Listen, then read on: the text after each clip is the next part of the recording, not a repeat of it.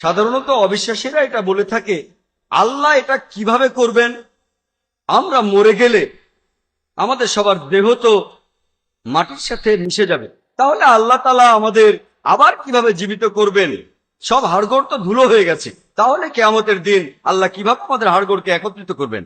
আর আল্লাহ বলেছেন সূরা কিয়ামত 3 ও 4 নম্বর আয়াতে উল্লেখ করা হয়েছে যে তিনি শুধু অস্থিগুলোকে একত্রিত করবেন তা নয়, বস্তুত তিনি প্রত্যেক মানুষের আঙ্গুলের অগ্রভাগ পর্যন্ত পুনর্বিন্যস্ত করবেন।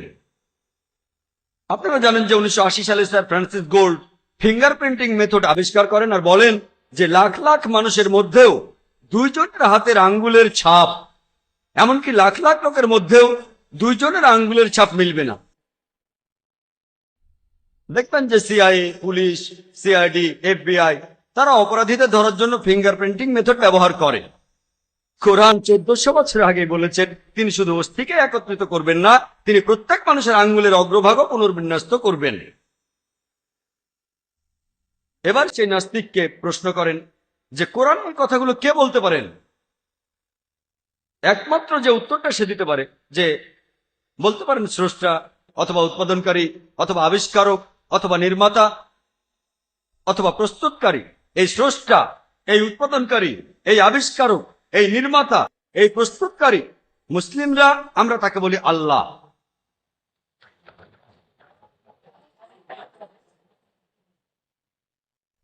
আমি এখানে প্রায় 2 ঘন্টার লেকচার মাত্র 15 মিনিটে সেরে ফেললাম, যাতে করে আমরা প্রশ্নোত্তর পর্বের জন্য বেশি সময় পাই।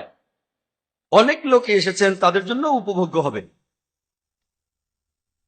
অ্যালবার্ট আইনস্টাইন একবার বলেছিলেন যে বিজ্ঞান যদি ধর্ম ছাড়া হয় সেটা পঙ্গু, আর ধর্ম যদি বিজ্ঞান ছাড়া হয় সেটা অন্ধ।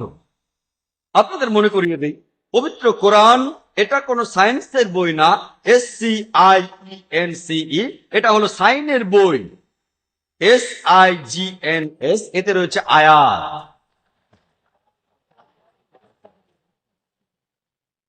আর পবিত্র কোরআনে 6000-এরও বেশি এরকম সাইন আছে, 6000-এরও বেশি আয়াত, যার মধ্যে 1000-এরও বেশি আয়াত সায়েন্সের ব্যাপারে বলেছে। আমি কিন্তু এখানে বিজ্ঞান আর প্রযুক্তির সাহায্যে পবিত্র কোরআনের সত্যতা প্রমাণ করছি না। মুসলিমদের কাছে পবিত্র কোরআনই সবার উপরে, তবে অমুসলিমের কাছে, কোন নাস্তিকের কাছে, তার কাছে বিজ্ঞান সবার উপরে। আমি তাদের বিজ্ঞানের সাথে আমাদের কোরআনকে তুলনা করছি আর প্রমাণ করছি যে আপনাদের বিজ্ঞান যেটা বলেছে কিছুদিন আগে, 50 বছর আগে, 100 বছর আগে, 200 বছর আগে, আমাদের এই পবিত্র কোরআন একথা বলেছে 1400 বছর আগে। আর সেজন্যই এখন বিজ্ঞান ঈশ্বরকে বাতিল করে দিচ্ছে না, ঈশ্বরের বিভিন্ন ধারণাকে বাতিল করে দিচ্ছে। লা ইলাহা ইল্লাল্লাহ। এই পবিত্র কোরআন, এতে পুরো মানুষ জাতির সব সমস্যার সমাধান রয়েছে। আর এর লেখক হলেন স্রষ্টা, রক্ষাকর্তা, পালনকর্তা পুরো মানুষ জাতির আর পুরো বিশ্ব জগতের। অনেক আসমানি কিতাবই আল্লাহ সুবহানাহু ওয়া তাআলা পৃথিবীতে পাঠিয়েছেন, তবে সর্বশেষ ও চূড়ান্ত কিতাব কোরআনের আগে যে কিতাবগুলো নাজিল হয়েছিল সেগুলো ছিল নির্দিষ্ট একটা জাতির জন্য, আর সেগুলো ছিল নির্দিষ্ট একটা সময়ের জন্য। আর যেহেতু কোরআন হলো সর্বশেষ ও চূড়ান্ত কিতাব, আল্লাহ তাআলার শেষ আসমানি কিতাব, এটা শুধু মুসলিম বা আরবদের জন্য পাঠানো হয়নি, কোরআন পাঠানো হয়েছে পুরো মানুষ জাতির জন্য। পবিত্র কোরআনের সূরা বাকারার 185 নম্বর আয়াতে উল্লেখ করা হয়েছে যে রমজান মাসে এই পবিত্র কোরআন অবতীর্ণ হয়েছে সত্য এবং অসত্যের মধ্যে পার্থক্যকারী রূপে, পুরো মানুষ জাতির দিশারি ও সৎপথের স্পষ্ট নিদর্শন হিসেবে, শুধুমাত্র মুসলিম বা আরবদের জন্য নয়, পুরো মানুষ জাতির জন্য। এই একই কথা আবারও আছে সূরা ইব্রাহিমের 1 নম্বর আয়াতে উল্লেখ করা হয়েছে, সূরা ইব্রাহিমের 52 নম্বর আয়াতে উল্লেখ করা হয়েছে, এছাড়াও সূরা আল জুমারের 41 নম্বর আয়াতে উল্লেখ করা হয়েছে যে পবিত্র কোরআন নাজিল হয়েছে পুরো মানুষ জাতির জন্য। একইভাবে সেই সব নবী রাসূল যারা সর্বশেষ ও চূড়ান্ত নবী মুহাম্মদ সাল্লাল্লাহু আলাইহি সাল্লামের আগে এসেছিলেন, তারা এসেছিলেন একটা নির্দিষ্ট জাতির জন্য, আর তারা যা কিছু প্রচার করেছিলেন সেটা ছিল একটা নির্দিষ্ট সময়কালের জন্য। আর যেহেতু নবী মোহাম্মদ সাল্লাল্লাহু আলাইহি সাল্লাম হলেন সর্বশেষ ও চূড়ান্ত নবী, তিনি শুধুমাত্র মুসলিম বা আরবদের জন্য আসেননি। পবিত্র কোরআনে সূরা আম্বিয়ার 107 নম্বর আয়াতে উল্লেখ করা হয়েছে, ওয়া মা আরসালনাকা ইল্লা রাহমাতাল লিল আলামিন, যে আমি তোমাকে প্রেরণ করেছি কেবল মানুষ জাতির প্রতি রহমত হিসেবে, পুরো জীবজগতের প্রতি রহমত হিসেবে, বিশ্বজগতের প্রতি রহমত হিসেবে। একই কথা হয়েছিল ওয়েবস্টার ডিকশনারি অনুযায়ী 20 শতাব্দীর শুরুর দিকে আমেরিকার প্রোটেস্ট্যান্ট খ্রিস্টানদেরকে বোঝাতে। তাহলে শব্দটা প্রথম ব্যবহার করা হয়েছিল আমেরিকানদের উদ্দেশ্যে, প্রোটেস্ট্যান্ট খ্রিস্টানদের উদ্দেশ্যে, কারণ তারা চার্চের বিরুদ্ধে প্রোটেস্ট করেছিল। চার্চ বিশ্বাস করে পবিত্র বাইবেলের কথাগুলো ঈশ্বরের বাণী। এই প্রোটেস্ট্যান্ট খ্রিস্টানরা তারা বলেছিল শুধু বাইবেলের কথাগুলো ঈশ্বরের বাণী নয়, বাইবেলের প্রত্যেকটা অক্ষর ঈশ্বরের কাছ থেকে এসেছে। যদি কেউ প্রমাণ করে যে বাইবেলের প্রত্যেকটা অক্ষর ঈশ্বরের কাছ থেকে এসেছে, এই মৌলবাদী আন্দোলনটা ভালো। আর অন্যদিকে কেউ যদি প্রমাণ করে যে বাইবেলের প্রত্যেকটা অক্ষর ঈশ্বরের কাছ থেকে আসেনি, তাহলে সেই আন্দোলনটা ভালো আন্দোলন নয়। আমরা অক্সফোর্ড ডিকশনারি খুললে দেখব সেখানে আছে মৌলবাদী হচ্ছে সেই লোক যে খুব কঠোরভাবে কোন ধর্মের প্রাচীন নিয়মগুলো মেনে চলে। কিন্তু এরপরে আমি অক্সফোর্ড ডিকশনারির নতুন এডিশনটা দেখেছি, একটা পরিবর্তন আছে। এটা বলছে যে মৌলবাদী হলো সেই লোক যে খুব কঠোরভাবে কোন ধর্মের প্রাচীন নিয়মগুলো মেনে চলে, বিশেষ করে ইসলাম। বিশেষ করে ইসলাম এ কথাটা ডিকশনারিটা নতুন এডিশনে জুড়ে দেওয়া হয়েছে। যখনই কোন মুসলিমকে দেখবেন আপনার মনে হবে মৌলবাদী। আর মুসলিমরা লজ্জা পায়, আমি মৌলবাদী নই। আমি বললাম একজন মুসলিম, সমস্যা কোথায়? মৌলবাদী মুসলিম না হলে আপনি ভালো মুসলিম হতে পারবেন না।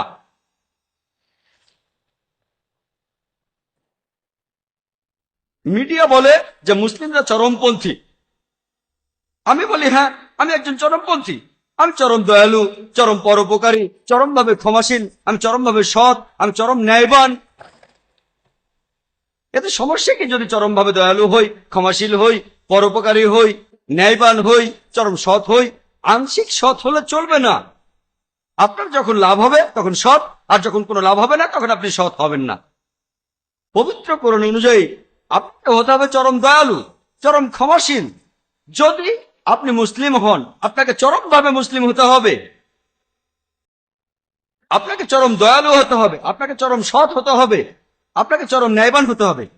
আপনাদের মধ্যে কেউ পারলে আমাকে এটা বলেন, যদি চরমভাবে সৎ হই তাহলে সমস্যা কোথায়? আপনাকে সঠিক ক্ষেত্রে মৌলবাদী হতে হবে। মুসলিমদের লজ্জা পাওয়া উচিত না যে না না আমি তো আধুনিক মুসলিম। আধুনিক মুসলিমটা আবার কি? কথা হলো আপনি ইসলাম মানেন কি মানেন না। আল্লাহ পবিত্র কোরআনে বলেছেন উদখুলু ফিস-সিলমি কাফা, তোমরা সর্বাত্মকভাবে ইসলামে প্রবেশ করো। সূরা বাকারা 208 নম্বর আয়াতে আছে। আংশিকভাবে ইসলাম ধর্ম পালন করতে পারবেন না, পুরোপুরি ন্যায়বান হতে হবে, পুরোপুরি সৎ, চরমভাবে সৎ। বর্তমানে আন্তর্জাতিক মিডিয়ায় বলা হয় যে মুসলিমরা সন্ত্রাসী। আমি বলি, ব্যাখ্যা দিচ্ছি যে প্রত্যেক মুসলিমের সন্ত্রাসী হওয়া উচিত। এই সন্ত্রাসী শব্দটার অর্থ আসলে কি? সন্ত্রাসী এই শব্দের অর্থ যে মানুষ ত্রাস সৃষ্টি করে। যখনই কোনো অপরাধী কোনো পুলিশকে দেখে সে ভয় পেয়ে যায়, তাহলে সেই অপরাধীর জন্য পুলিশ হলো সন্ত্রাসী। একভাবে প্রত্যেক মুসলিমই অপরাধীদের সামনে সন্ত্রাসী হবে। যখনই অপরাধীরা কোনো মুসলিমকে দেখবে তারা ভয় পেয়ে যাবে। যখনই চোর ডাকাত মুসলিমকে দেখবে ভয় পেয়ে যাবে। যখনই ধর্ষক কোনো মুসলিমকে দেখবে ভয় পেয়ে যাবে। যদি প্রত্যেক মুসলিম এভাবে সঠিক পথে সন্ত্রাসী হতে পারে, অপরাধীরা যদি ভয় পায়, তখন আপনারা মানুষ জাতির সমাধানটা পাবেন। যদি প্রত্যেক মুসলিম, যদি সবাই মৌলবাদী মুসলিম হয়, যদি ইসলামের মূলনীতিগুলো মেনে চলে, তাহলে মানুষ জাতির সমস্যাগুলোর সমাধান হয়ে যাবে। যদি প্রত্যেক চরমপন্থী মুসলিম হয়, চরম দয়ালু, চরম পরোপকারী, চরমভাবে সৎ, চরম ন্যায়বান, তাহলে মানুষের সমস্যাগুলো সমাধান হয়ে যাবে। প্রায় দেখবেন যে দুটো আলাদা লেভেল দেয়া হচ্ছে মাত্র একজন লোককে একই কাজের জন্য। যেমন ধরেন 60 বছর আগে, 70 বছর আগে অনেক ইন্ডিয়ানই ছিলেন যারা দেশের স্বাধীনতার জন্য যুদ্ধ করেছিলেন। তখন ব্রিটিশরা ইন্ডিয়া শাসন করত। এই ইন্ডিয়ানদের which forced non-Muslims to become Muslims. Today, if we analyze the fastest growing religion,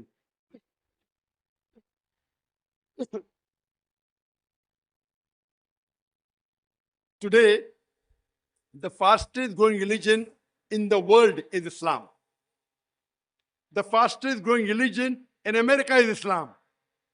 The fastest growing religion in Europe is Islam. And do you know, more they're attacking Islam, that much Islam is spreading.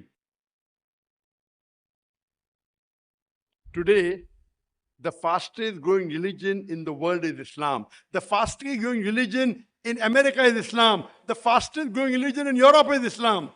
And after 9/11, and after 9/11, 11th of September 2001, the attack on the Twin Tower, they started attacking Islam in a span of 9 months. In America alone, 34,000 Americans became Muslims. In Europe alone, 22,000 Europeans became Muslims. And when they are saying that Islam subjugates the woman, among those becoming Muslim, 2/3 are women. If Islam subjugates the women, then why are the non-Muslim women becoming Muslims? Why are the American women becoming Muslim? Why are the European women becoming Muslim? Because they find security in the religion of Islam. They find the solution for the problems of women in Islam. What the problem the women have, Islam has the solution. Islam has the solution for the problems of womankind, for the problem of humankind.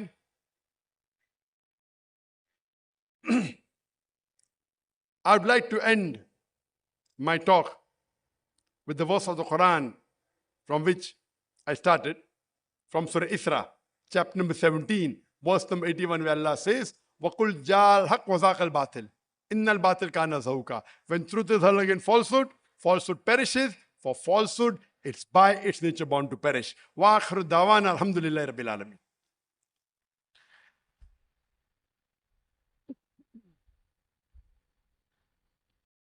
Jazakallahu khairan to Dr. Zakir Naik for such a informative lecture tonight. I'm sure with the explanation we now believe, the whole world watching now believes that Islam is a solution of humanity. Brothers and sisters, we have now come to the most awaited, one of the much awaited question and answer session. In order to make this session beneficial and organized, we kindly request everyone to observe the following rules. There are a total 4 mics available today, 2 mics for the brothers and 2 mics for the sisters. For the brothers, first mic is placed on my left in front of the gents audience, and second mic is placed on my left in the middle of the gents audience. For the sisters, the third mic is placed right in front of the ladies' audience on my right, and the fourth mic is placed on my right in the middle of the ladies' audience. Doctor, I would like to ask, as I know that doctor expert in both Bible and Quran, and I wonder why we should become a Muslim if we know that both Quran and Bible is from God. If I'm open for discussion, and if I miss something, does in Bible there is something value that wrong, or I need a clear explanation, so I appreciate if doctor can explain to me. Thank you.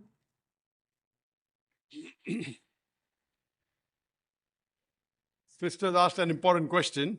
She's a Christian. She's saying that if both the Bible and Quran are from God, so why should a person become a Muslim? And she wants to know what are the similarities and what should be done. Sister yesterday gave a talk on similarities between Islam and Christianity. And many similarities I mentioned. Regarding a question that if Quran and Bible both are from God, then why should we become a Muslim? Sister, today I proved to you that the Quran is from God. So do you believe Quran is from God, sister? Yes, I believe. MashaAllah. Now, if you use the same test of science, if I use for the Bible will fail the test. The present Bible, sister, what we Muslims believe, we believe in the Wahi, the revelation which was given to Isa alayhi salam. That is Jesus Christ, peace be upon him. But the present Bible that you have, it's a mixture. It contains words of God, it contains the words of prophet, it contains words of historians, it even contains pornography, I'm sorry to say. So the present Bible is a mixture. If you put the test of science to the present Bible, you are a medical doctor. If you read the first book of Genesis, chapter number 1, it says God created light on the first day. Then furthermore, it goes and says he created the sun on the fourth day. How can the source of light, the sun, be created on the fourth day and the light on the first day? Furthermore, it says Almighty God created the sun to rule the day, the bigger light, and the lesser light, the moon, to rule the night. Now, in the Quran, the moonlight is described as reflected light. In the Bible, it's described as light of its own. Which is correct? Bible or the Quran? Quran. Because Quran says light is reflected, Bible says light of the moon is its own light. It's a scientific error. Can God make a mistake? Can God make a mistake? Sister, can God make a mistake? No. Furthermore, the Bible says in the book of Genesis that God created the vegetation, the trees, on the third day and the sun on the fourth day. How can the vegetable survive without sunlight? Not possible. So there are various scientific errors in the Bible which is not there in the Quran. You may think it is similar. So yesterday I only took the similar points. But the present Bible is not the pure word of God. It does contain words of God also, but it's not pure. If I give you a glass of water, and in that glass of water, in front of you, I add 2 drops of gutter water, black water. When you stir, you cannot see the dirt. But when you see me putting the gutter water, will you drink that water? No. Even though initially the water was pure, I put 2 drops of gutter water in front of your eyes, you will not drink it. So similarly, the Bible is a mixture of the word of God, word of prophet, word of historian, and even it has got pornography. Even if you give me $1 million, if you ask me to read Ezekiel 24:24, Ezekiel chapter number 24, verse number 24, I cannot read in front of the public.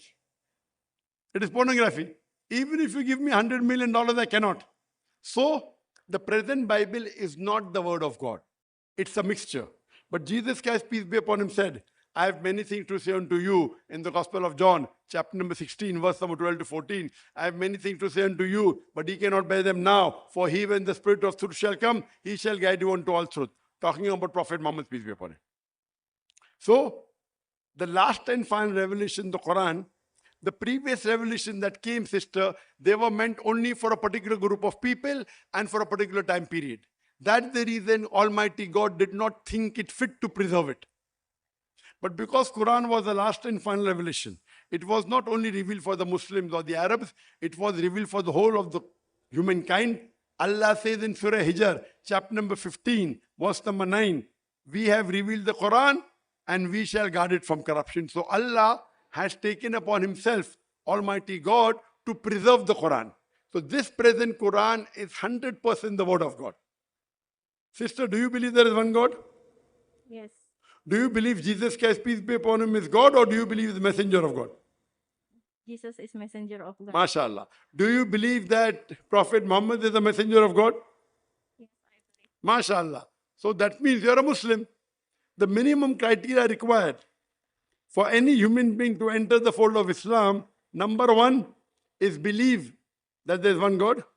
Number two, believe Prophet is a messenger of God. You ask me the question, why should a Christian become a Muslim?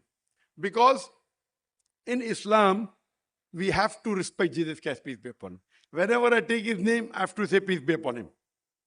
Islam is the only non-Christian faith which makes it an article of faith